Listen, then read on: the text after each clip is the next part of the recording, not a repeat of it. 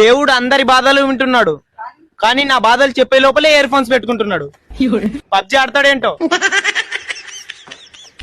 మా అమ్మ ఎప్పుడు అబద్ధాలు చెప్పకూడదురా అనేది, కానీ పొద్దున 7 గంటలకు లేపి లేరా గాడిది 10 గంటలు అవుతుంది అనేది.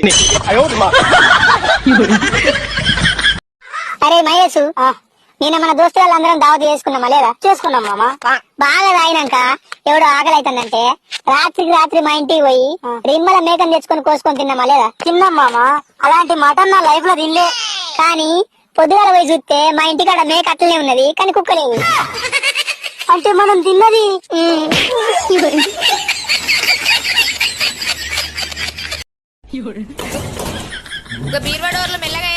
బీరువాను ముట్టుకోవద్దు, కూలర్ ను ముట్టుకోవద్దు, ఫ్రిడ్జ్ ను ముట్టుకోవద్దు. మీ అయ్య కొనిచ్చిన ఎవ్వి ముట్టుకోవద్దు కదా. అవును మరి, మా నాన్న కొనిచ్చిన ఏవైనా అపురూపంగానే చూసుకుంటా. నన్నెవ్వడు కొన్నాడు? మీ అయ్య కొనియలేదా? ప్రాణం లేని వస్తువులను అపురూపంగా చూసుకున్నప్పుడు ప్రాణంతో ఉన్న నన్ను చూసుకుంటే ఏమైతుంది? చీ దీనమ్మ జీవితం. ఒక్కడు కూడా మనల్ని తలుచుకోరు, ఒక్కడు కూడా మనల్ని ఎక్కడికి తీసుకెళ్లరు. దేవుడా ఏంటయ్యా ఇది? పోనీ నన్ను తీసుకెళ్ళమంటావా బిడ్డ?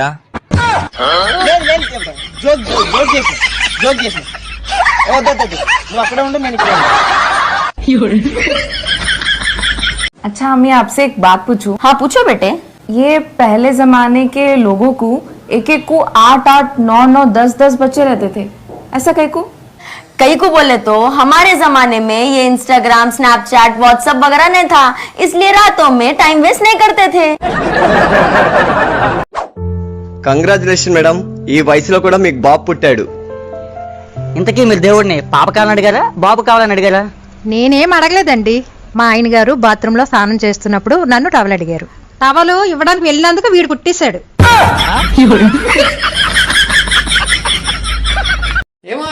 ఏమండి? పక్కింటి ఆవిడ తోడు రమ్మంది, వెళ్తానన్నా, నువ్వు జాగ్రత్త పడుకో. అయితే లాభంగా వెళ్ళి క్షేమంగా రండి. అలాగే. కాకపోతే కిటికీ తీసి ఉంచండి, ఫోన్ ఇచ్చేయండి. ఫోన్ ఎందుకు, కిటికీ ఎందుకు? ఏముంది, వీడియో తీసి అలా ఆయనకి పంపిస్తాను. అమ్మాయిలు ఎవరి మాట వినరు, కానీ ఒక్కరి మాట వింటారు. ఎవరి మాట? పానీపూరి బండోడు మాట. వాళ్ళేంటి గట్టు మీద అలా చెంబు పట్టుకుని వెళ్తున్నారు? లండన్ కి వెళ్తున్నారు. ఆ చెంబేంటి? అదే పాస్పోర్ట్ లండన్ కి వెళ్ళడానికి. లండన్ చూపియావా? అది నువ్వు చూడకూడదు.